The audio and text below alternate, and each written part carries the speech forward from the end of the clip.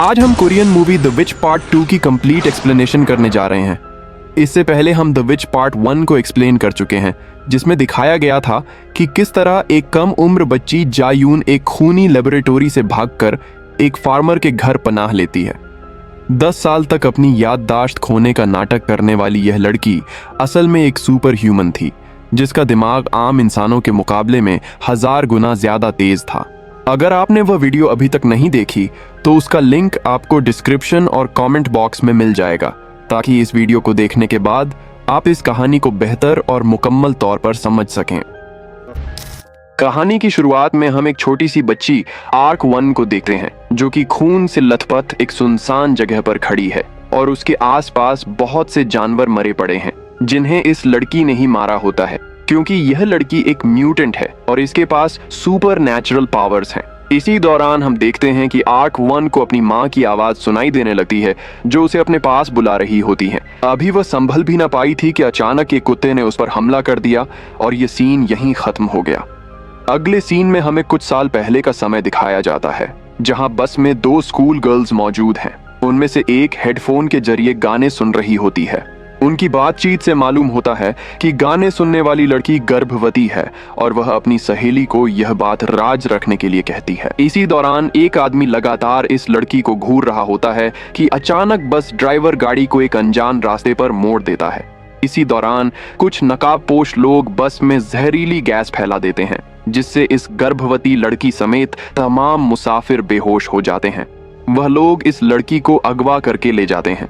जब उसे होश आता है तो वह खुद को डॉक्टर बेक और उनकी बहन के सामने पाती है। वहाँ टीवी पर उसकी बस के बारे में खबर चल रही होती है कि बस खाई में गिरने की वजह से तमाम मुसाफिर मारे जा चुके हैं।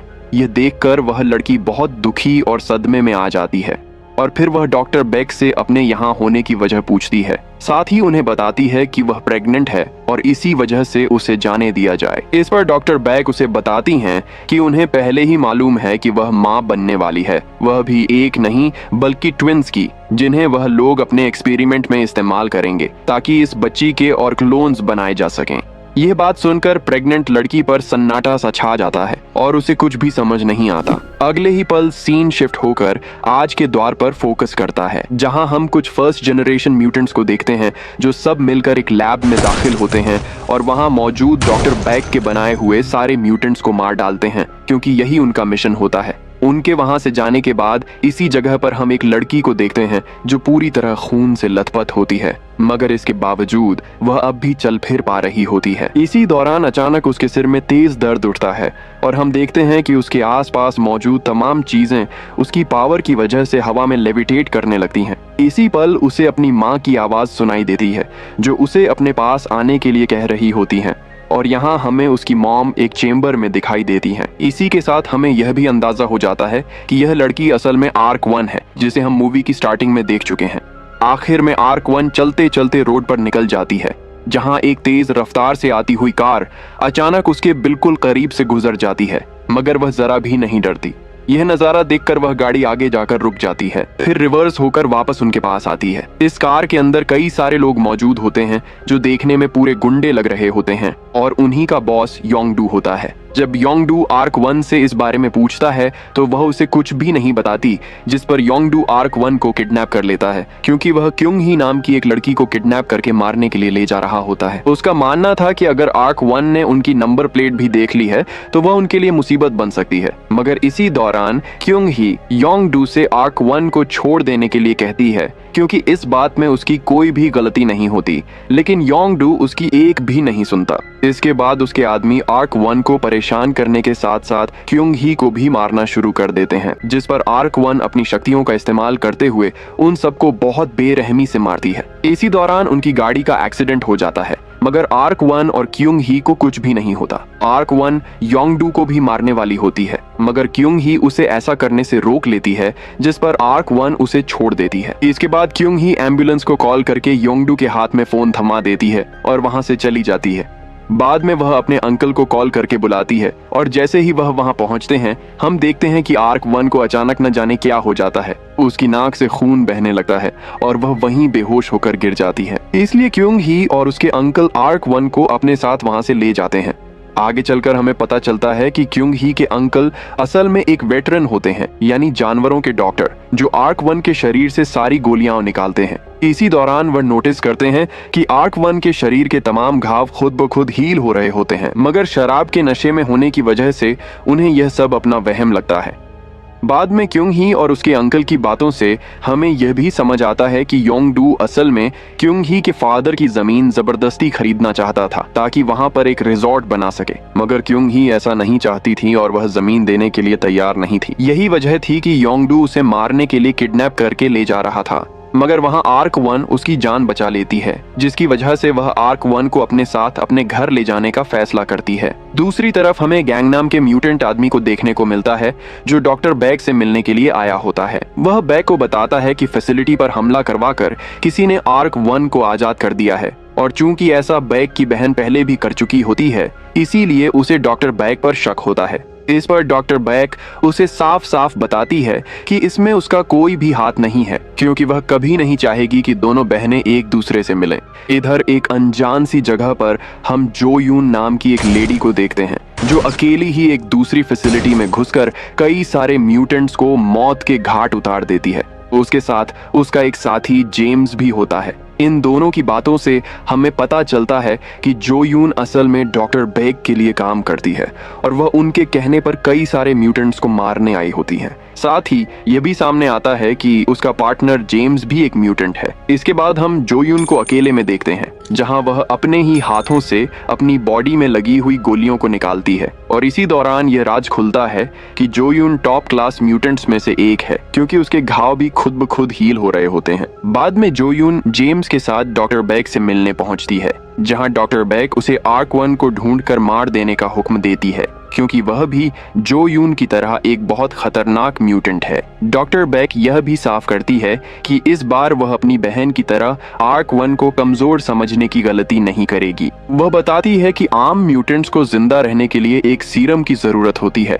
मगर आर्क 1 उससे बिल्कुल अलग है। इसी के साथ डॉक्टर बैग जो यून को एक डिवाइस भी देती है, जिसकी मदद से वह आर्क 1 को ट्रैक करके उस तक पहुंच सकती है, क्योंकि आर्क 1 की बॉडी के अंदर पहले ही एक चिप इम्प्लांट की जा चुकी होती है। अब जब जेम्स और जो यून वहां से रवाना होते हैं तो उन्हें एहसास होता है कि कोई उनका पीछा कर रहा है। इसीलिए जेम्स उन लोगों से लड़ पड़ता है, जहां हमें एक जबरदस्त एक्शन सीक्वेंस देखने को मिलता है। आखिरकार जेम्स उन सबको आसानी से हरा देता है। इसके बाद जो यून उसे बताती है कि यह सब उसके पुराने बॉस जांग का काम है, जिसके लिए वह 10 साल पहले काम किया करती थी। इसी वजह से जो यून खुद जांग से मिलने पहुंचती है, जहां दोनों की बातों से हमें पता चलता है कि जो यून पिछले पार्ट से ही एक नए मिशन पर निकली हुई है, और इसी मिशन के दौरान वह शंघाई समेत 3 फैसिलिटीज को पूरी तरह से तबाह कर चुकी होती है। इस पर जो यून जवाब देती है कि उसे इस सब के बारे में कुछ भी मालूम नहीं, क्योंकि वह यहाँ किसी और काम के लिए आई होती है। इसीलिए वह उसे खबरदार करती है कि अब वह उसके काम में और दखल न दे। इधर क्युंग ही आर्क 1 को अपने घर ले आती है, जहाँ उसकी मुलाकात क्युंग ही के भाई देगिल से होती है। रात को खाना खाने के बाद जब आर्क 1 सोने के लिए जाती है तो अचानक उसके सिर में तेज दर्द शुरू हो जाता है और उसकी नाक से खून बहने लगता है। इसी दौरान योंगडू एक बार फिर क्युंग ही को धमकाने के लिए अपने आदमियों के साथ वहां आ जाता है और वह क्युंग ही और उसके भाई को बेरहमी से मारता है। यह नजारा देखकर आर्क 1 का गुस्सा भड़क उठता है और वह उन सबको ऐसा सबक सिखाती है कि उसे यह तक एहसास नहीं रहता कि वह किससे उठाकर कितनी दूर फेंक रही है, चाहे वह एक कार हो या फिर कोई इंसान। ये सब देखकर योंगडू वहां से जान बचाकर भाग जाता है। हालांकि अगले ही दिन योंगडू से मिलने के लिए खास म्यूटेंट्स का एक ग्रुप आता है। वह योंगडू से आर्क 1 के बारे में पूछते हैं, जिस पर योंगडू कहता है कि वह भी उन्हीं जैसा बनना चाहता है। इस पर उस ग्रुप की बॉस योंगडू को एक सीरम इंजेक्ट करती है और बदले में योंगडू आर्क 1 के बारे में सारी जानकारी दे देता है। दूसरी तरफ हमें क्युंग ही दिखाई जाती है, जो अपने अंकल से मिलकर वापस आ रही होती है। तभी जो यून और जेम्स उससे मिलने आते हैं। वह क्युंग ही को बताते हैं कि जिसे उसने अपने घर में पनाह दे रखी है वह असल में एक मॉन्स्टर है, असल में एक ट्रैकर की मदद से जो यून आर्क 1 को पहले ही ढूंढ चुकी होती है। वह क्योंग ही को यह धमकी भी देती है कि अगर उसने उनका साथ नहीं दिया तो वह उसके भाई डेगिल को जान से मार देंगे। इसीलिए मजबूरी में क्योंग ही को उनकी बात माननी पड़ती है। जो यून का योजना ये होती है कि आज रात फायरवर्क्स शुरू होने से ठीक पहले क्योंग ही अपने भाई के साथ घर से बाहर निकल जाए और बाहर पहुंचकर उसे फोन करे, जिसके बाद वे आर्क 1 पर हमला करेंगे। लेकिन जब क्योंग ही घर पहुंचती है तो वह आर्क 1 से कहती है कि वह फौरन वहां से चली जाए। इसी पल योंगडू भी वहां आ पहुंचता है और आते ही क्योंग ही को गोली मार देता है। दूसरी तरफ डेगिल आर्क 1 को वहां से भागने का रास्ता दिखाता है और खुद अपनी बहन को बचाने के लिए पलट जाता है। इसी दौरान जोयून के आदमी एक मिसाइल के जरिए क्योंग ही के घर को उड़ा देते हैं ताकि इस हमले में आर्क 1 को मारा जा सके, मगर तब तक आर्क 1 वहां से निकल चुकी होती है। हालांकि वह मिसाइल के जोरदार धमाके से बेहोश हो जाती है, मगर इधर जैसे ही योंगडू डेगिल को मारने के लिए आगे बढ़ता है, जेम्स और जो यून सही समय पर पहुंचकर उसे बचा लेते हैं। दूसरी तरफ मिसाइल वाले आदमी से सीक्रेट ग्रुप की एक लड़की लड़ पड़ती है, क्योंकि वह लोग भी योंगडू के साथ ही वहां आए होते हैं और वह उस आदमी को वहीं मार देती है। इधर जो यून उस ग्रुप के बॉस से आमने सामने हो जाती है, जबकि दूसरी तरफ जेम्स बाकी 2 म्यूटेंट्स से लड़ता है, मगर वह दोनों म्यूटेंट्स उन पर भारी पड़ते हैं और जो यून और जेम्स को बहुत बेरहमी से मारते हैं। इस हालत में दोनों को देखकर यही लगता है कि शायद वे मारे जा चुके हों। इसी दौरान जब आर्क 1 को होश आता है तो वह क्योंग ही और डेगिल को देखने के लिए वापस आती है। यहाँ हम आर्क 1 की पावर को फुल पोटेंशियल में देखते हैं, क्योंकि वहां पहुंचते ही वह 3 म्यूटेंट्स में से 2 को अपनी सुपर पावर की मदद से बहुत ही भयानक मौत देती है। उसकी इस बेरहमी की वजह यह होती है कि क्योंग ही और डेगिल दोनों गोली लगने से अपनी जान गंवा चुके होते हैं। इसी बीच सीक्रेट ग्रुप की बॉस वहां से निकलने की कोशिश करती है, मगर इसी पल जायून की एंट्री होती है, जिसे हम पिछले पार्ट में देख चुके होते हैं। जायून उस म्यूटेंट से कहती है कि उसने उन्हें अपनी बहन को ढूंढने के लिए भेजा था, मगर वही लोग उसकी जान के दुश्मन बन गए। यह कहकर वह उसे भी मार देती है। इसके बाद जायून रिवील करती है कि वह आर्क 1 को इसलिए ढूंढ रही थी क्योंकि वे दोनों सगी बहनें हैं। साथ ही वह यह भी बताती है कि आर्क 1 का साइकिक कनेक्शन उनकी मॉम से है, इसीलिए उन्हें हर हाल में अपनी मॉम तक पहुंचना होगा, जो इस वक्त एक लैब के चेंबर में कहीं कैद है। इसी के साथ जायून आर्क 1 को एक सीरम इंजेक्ट करती है और उसे अपने साथ ले जाती है। इधर डॉक्टर बैग को जैसे ही खबर मिलती है कि दोनों बहनें आपस में मिल चुकी हैं, वह समझ जाती है कि अब वे अपनी मॉम की तलाश में जरूर आएंगी, जिसके लिए वह पहले से ही पूरी तैयारी कर चुकी होती है। आखिर में मूवी के आखिरी सीन में हम देखते हैं कि जेम्स और जोयून अब भी जिंदा होते हैं। जोयून होश में आते ही फौरन जैंग से कांटेक्ट करती है और उससे मदद मांगती है, क्योंकि अब हालात पूरी तरह से उनके हाथों से बाहर जा चुके होते हैं।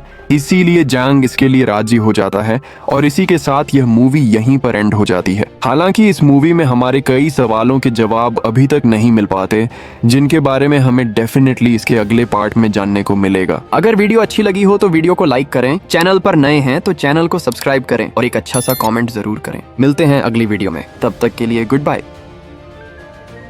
ये लड़की क्या हुआ तुझे? हाँ, कहाँ जा रही है? हमारे साथ चलेगी?